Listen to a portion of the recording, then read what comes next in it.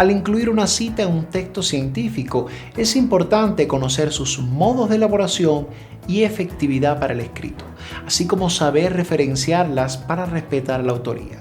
Además, todo investigador tiene el derecho de reproducir una pequeña parte de sus obras publicadas en otro documento, pero también deberá consignar el crédito correspondiente para no incurrir en faltas éticas o morales.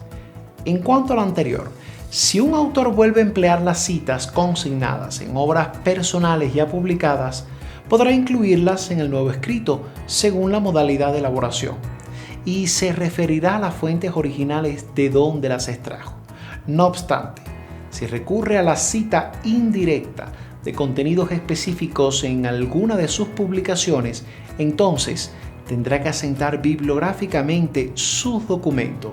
Sin embargo, cuando las citas provengan de textos inéditos, el investigador consignará solo el crédito de las fuentes originales y sus palabras no serán entendidas como paráfrasis, por lo que no es necesario referenciar una obra que no sea parte de una publicación oficial.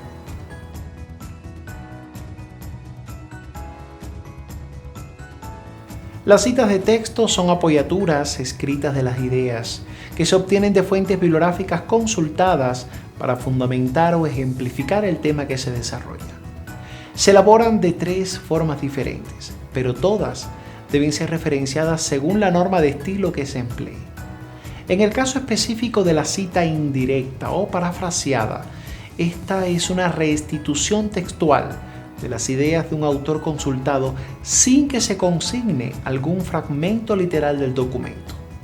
Si bien se emplean para aludir a otros investigadores y obras que se acercan a nuestro objeto de estudio, su uso no debe ser la única forma de citar, pues adolece del principio directo de ofrecer argumentos y contraargumentos tangibles.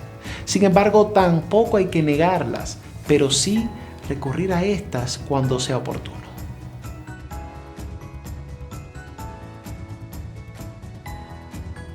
Los modos de referenciación de una cita de texto en norma APA pueden ser alfabético o numérico, y ambos son necesarios para evitar la presencia del plagio como falta ética del investigador.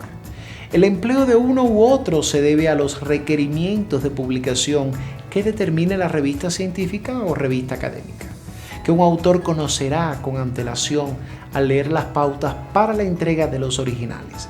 No obstante, se prefiere para el formato impreso o en PDF el sistema alfabético y su correspondiente bibliografía, o el sistema numérico al final del texto sobre la base de la denominación referencias bibliográficas. En ambos casos, solo se consignarán al margen las anotaciones. En cambio, para la versión electrónica en una página web, se recurre al sistema numérico al final del texto para las referencias y anotaciones, y posteriormente aparecerá entonces la bibliografía.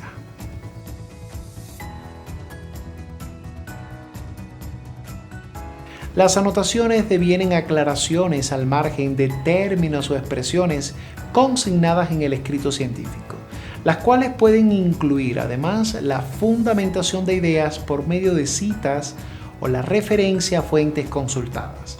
Su empleo debe ser preciso, es decir, se elaboran con una amplitud razonable sin que ocupe más de 1/3 de la página, y en cuanto a la cantidad deben ser solo las necesarias. Y también deben ser útiles, es decir, ofrecer una relación directa con el tema central que se elabora y exponer información complementaria significativa para estas ideas manifiestas. Por tanto, se incluirán cuando sean oportunas y sin que devengan acumulación de expresiones al pie de página que, por la extensión preconcebida del documento, se desestimaron en el cuerpo del texto.